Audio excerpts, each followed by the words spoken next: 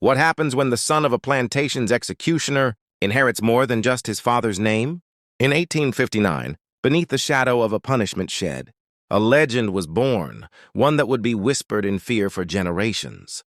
Don't forget to subscribe to the channel for more incredible historical stories that will leave you speechless. The year was 1859, and the Whitmore plantation in rural Georgia stretched across thousands of acres, like a kingdom built on suffering. Cotton fields swayed in the humid breeze, their white bowls ripe for harvest. But beneath their deceptive beauty lay a darkness that had festered for decades. The red clay soil had been watered with blood, sweat, and tears for generations, forming a foundation of misery that felt as permanent as the ancient oak trees scattered across the land. In the quarters where the enslaved lived, cramped wooden cabins arranged in neat rows, like a military encampment, one dwelling stood slightly apart from the rest. Not by choice, but by necessity. It belonged to Elijah, known throughout the plantation as the hangman's son. The isolation was not only physical, it was social, emotional, and spiritual. Even among the oppressed, there were degrees of separation, and Elijah occupied a unique and terrible position within the plantation's hierarchy of suffering. His father, Samuel, had been the plantation's executioner, a role forced upon him 20 years earlier by Master Whitmore, after the previous executioner died of fever. When an enslaved person was sentenced to death for attempting escape, rebellion, or any act deemed unforgivable by their masters, it was Samuel who carried out the sentence. The others feared and resented him. Though they understood that he had no choice, the psychological burden of being forced to kill his own people slowly hollowed him out. Samuel became a shell of a man who spoke little and never smiled. The masters trusted him because they believed his position made him loyal. They were wrong. It had made him dead inside. Samuel tried to shield his son from the worst of it. But on a plantation, no secret stayed hidden for long. Elijah grew up knowing his father's hands had taken lives. He knew the whispers that followed him, the sidelong glances from adults, the mix of pity and suspicion in their eyes. Would the son follow in the father's footsteps? Was violence hereditary? These questions haunted Elijah's childhood and shaped him in ways both obvious and unseen. 3 years ago, Samuel was found dead in his cabin, hanging from a rope. Whether it was his own hand or another's was never determined. But in death, Elijah inherited more than his father's meager possessions. He inherited the hatred, the fear, the suspicion, and most of all, the heavy iron chains used for executions. Master Whitmore kept them as both reminder and threat, hanging them in the punishment shed, where Elijah now worked as the overseer's assistant. Every day, he was forced to look upon the instruments that had destroyed his father's soul and claimed so many lives. At 28, Elijah was tall and powerfully built, hardened by labor that had begun before he was old enough to remember. His hands were scarred from years working metal in the plantation forge, repairing tools and fashioning implements of bondage. His eyes held a depth that belonged to someone who had seen too much suffering, absorbed too much pain, and carried too many secrets. Unlike his father, Elijah had never taken a life, but he had witnessed countless punishments, beatings, violations, and the slow death of hope in his people's eyes. He had held dying men in his arms, comforted women after unspeakable acts, and watched children grow old before their time under the weight of oppression. The 6 masters who controlled the plantation had grown, accustomed to Elijah's quiet presence. Master Whitmore, the owner, was a cruel man in his 60s who took genuine pleasure in the pain of others. His pale blue eyes held no warmth, his thin lips perpetually curled in disdain. His son, Theodore Whitmore, was worse, young, violent, and unpredictable, with a temper that could erupt at the slightest perceived insult. Jacob Caldwell, the overseer, was a poor white man from the mountains, who used his authority to feel superior after a lifetime of being looked down upon. Dr. Simon Harper served as the plantation physician, though he viewed the enslaved less as patients and more as experimental subjects for his twisted curiosity. Barnabas Clay managed the finances, seeing human beings only as numbers on a ledger, their worth calculated by age, health, and productivity. And finally, there was Reverend Elias Stone, who preached that slavery was God's will while living comfortably off its profits. His sermons a masterpiece of theological gymnastics designed to justify the unjustifiable. These 6 men had grown so comfortable speaking in Elijah's presence that they treated him as invisible, or worse, as an object incapable of understanding or remembering their words. They discussed their cruelest plans with casual indifference, as other men might discuss the weather or the price of cotton. To them, Elijah was furniture, useful when needed, ignored when not. But Elijah was listening, always listening. Every threat, every callous remark, every calculated act of cruelty was recorded in his mind like entries in a ledger of injustice. He had learned to wear a mask of servile obedience while his thoughts worked, endlessly, analyzing, planning, waiting for a day he had always known would come. On a late September evening, the air hung heavy with humidity and the promise of rain. The cotton harvest was nearly complete, and tensions ran high as the masters demanded maximum output before the weather turned. Elijah was ordered to clean the punishment shed after a brutal day that saw 3 people whipped for allegedly stealing food. Food he knew had been deliberately withheld to justify the punishment. As he scrubbed blood from the wooden floor with a coarse, brush-and-lye soap that burned his hands, his eyes kept drifting to his father's chains, hanging on the wall like a grotesque decoration. Forged decades earlier by enslaved hands, each iron link represented a life destroyed, a family shattered, a dream crushed beneath absolute power. "You thinking about your daddy again, boy?" Elijah turned to see Jacob Caldwell standing in the doorway, a bottle of whiskey in his hand and cruelty dancing in his bloodshot eyes. Drunk as usual, alcohol always made him worse. "Just cleaning, sir," Elijah replied evenly, though rage boiled inside him. "Your daddy was useful," Caldwell sneered. Kept the others in line. "But you're different. I see it in your eyes. You think you're better than your place, don't you?" Elijah said nothing. "Maybe it's time we reminded you what happens to uppity slaves," Caldwell continued. "Those chains haven't been used in a while. Folks are starting to forget." The threat lingered like funeral smoke. Elijah's grip tightened on the mop until his knuckles turned white. Something shifted deep inside him, something ancient and irreversible. After Caldwell staggered away laughing, thunder rolled in the distance. Rain began tapping against the roof. Alone in the shed, Elijah reached up and touched the chains. "Forgive me, Papa," he whispered. "But I can't be you. I won't be their tool anymore." Outside, thunder answered him, and Elijah began to plan. 3 days later, the 6 masters gathered in the punishment shed for their weekly meeting. Some convincing. Maybe Elijah just needs the right motivation to unlock his potential. Dr. Harper smiled coldly, his thin face twisting into an expression of anticipation that made Elijah's skin crawl. "I could help with that," the doctor said with obvious relish.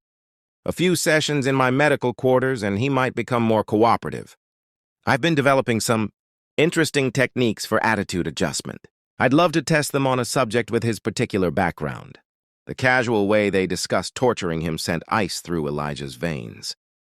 But it also crystallized something that had been building inside him for years, like pressure trapped in a boiler. These men did not see him as human. They never would. No amount of obedience, no depth of submission would ever earn respect or mercy. To them, he was a tool. And when a tool stopped being useful, it was discarded or destroyed. As the meeting continued, they laid out their plans with horrifying precision. Public whippings to reassert control, family separations to break the strongest spirits, and executions, if necessary, to eliminate what remained of resistance. They spoke of using Samuel's chains for the hangings, forcing Elijah to assist, just as his father had been forced before him.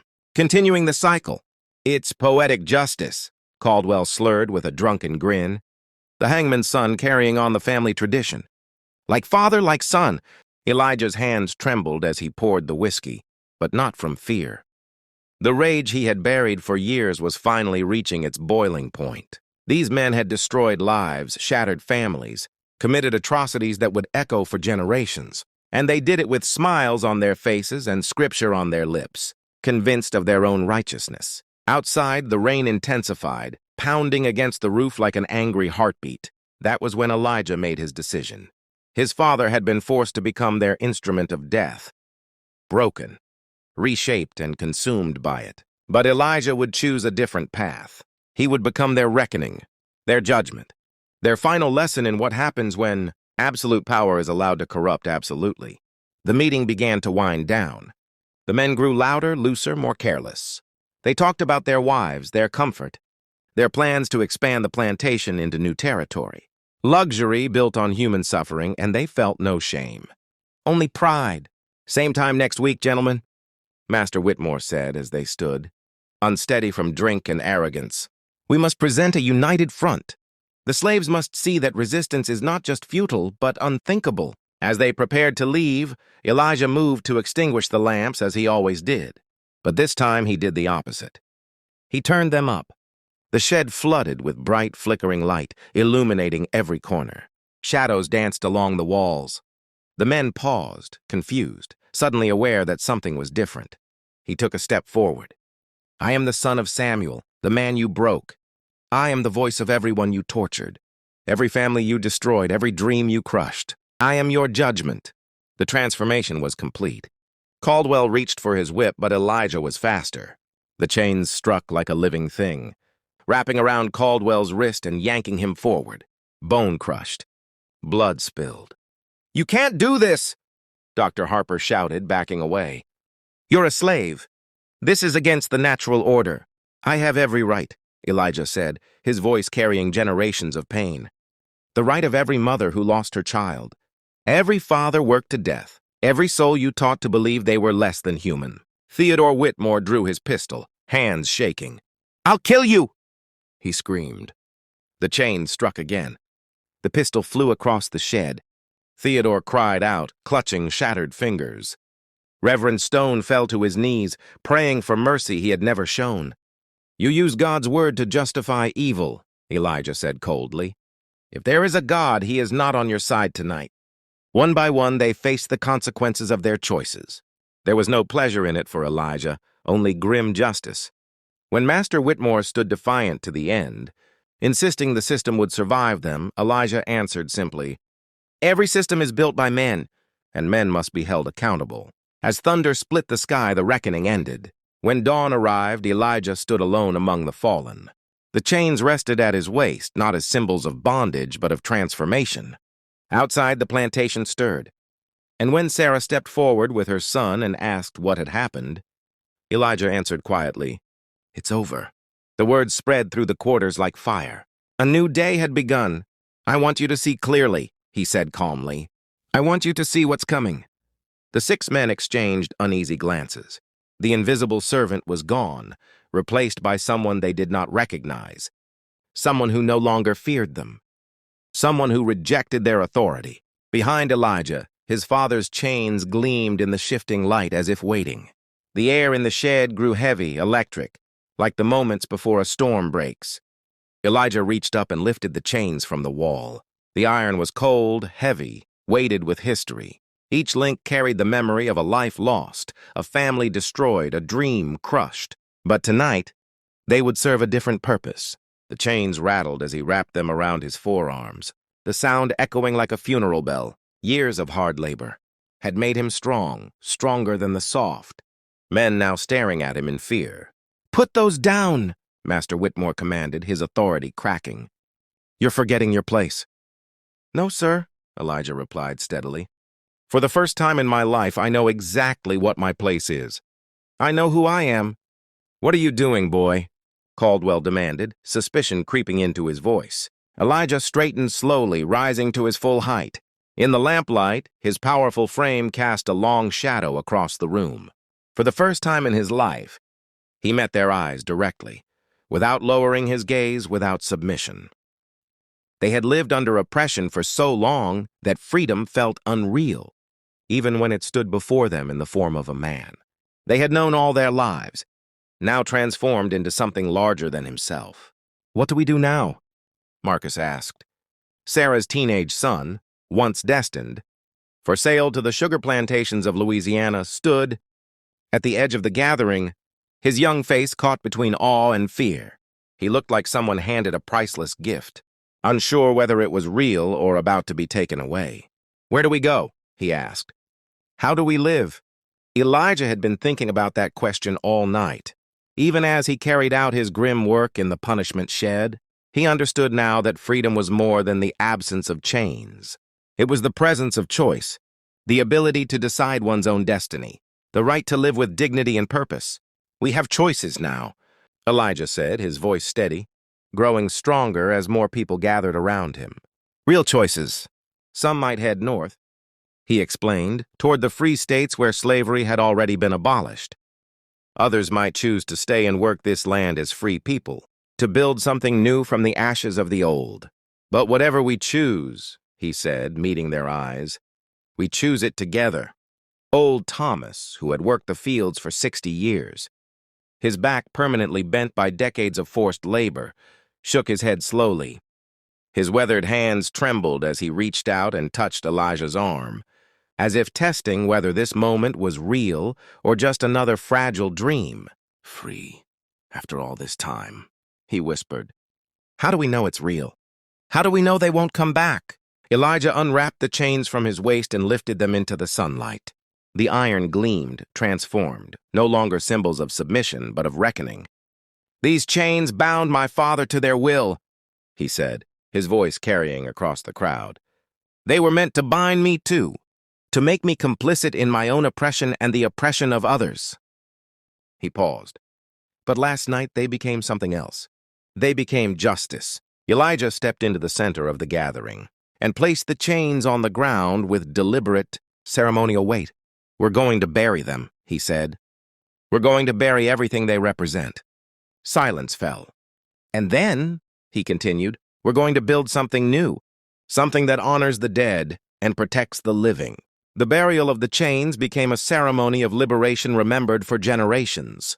Every person on the plantation took part, from the oldest field hand to the youngest child. One by one, they added their handfuls of earth, covering the iron that had once defined their lives. They buried the chains beneath the old oak tree, the silent witness to decades of suffering, its gnarled branches reaching skyward like arms raised in grief and praise. As the soil fell, voices rose. They spoke of loved ones sold away, of friends who died beneath the lash, of dreams crushed but never destroyed. They spoke of fear and uncertainty, and of hope stubborn enough to survive it. Elijah listened, understanding that his role had changed forever. He was no longer the hangman's son, carrying the burden of his father's forced complicity. He was a leader, a protector, a living symbol of resistance. The weight was immense, but he bore it willingly. In the days that followed, news of the plantation's liberation spread through the region, like ripples across still water. Enslaved people from neighboring plantations began to arrive, carrying their own stories of suffering and their own fragile hopes. They were welcomed. Resources were shared. Decisions were made collectively. The land, the tools, the buildings, once instruments of cruelty, became shared foundations for a new life. Committees were formed, food distribution, security, education, planning for the future. And the punishment shed was transformed. Elijah established a school there, deliberately, intentionally. Where screams had once echoed, voices now rose in learning. Sarah became the teacher. She taught reading and writing, skills once forbidden, now recognized as essential tools of freedom. Children traced letters in the dirt. Adults practiced words on scraps of bark. Elders shared oral histories that had sustained them through the darkest years. The shed rang with discovery. But Elijah never forgot how fragile freedom could be. Authorities would come. Plantation owners would resist. The old order would attempt to reassert itself. So they prepared. They organized patrols, created hiding places for the vulnerable, planned evacuation routes, and if necessary, they prepared to fight, not out of vengeance, but out of resolve. Freedom, they understood, was not given. It was taken and defended. When federal marshals arrived 3 weeks later, they expected chaos. Instead, they found a thriving, organized community, peaceful, productive, and unified. Elijah met them at the entrance, no longer a submissive servant, but a leader who spoke with calm authority. "We know why you're here," he said, "but we are not going back. We're free people now." He told them the truth. No innocent had been harmed. Nothing destroyed that wasn't used to oppress. From evil, they had built something good. Captain Williams listened closely. He had seen many plantations, but never anything like this. "The government is changing," he said finally. "There's talk of emancipation, of war. What you've done here, it may be a glimpse of what's coming. Then we'll be ready, Elijah replied. We've learned who we are. Years passed. Elijah's community became a beacon of hope across the South, proof that the impossible was possible, that people long denied their humanity could govern themselves, educate their children, and build lasting prosperity. He kept a single link from his father's chains, not as a symbol of bondage, but as a reminder of the night he chose justice over, submission. The hangman's son became a liberator, an old man one day, surrounded by children and grandchildren who had never known slavery. Elijah would tell them about the stormy night in 1859. He would remind them that freedom is precious because it is hard won, that justice often requires ordinary people to do extraordinary things. The chains were buried, but their breaking echoed through history. A reminder that no oppression lasts forever, that the arc of the moral universe bends toward justice, and that even the instruments of bondage can become tools of liberation in the hands of those who refuse to accept an unjust world. The cycle was broken. The future was free.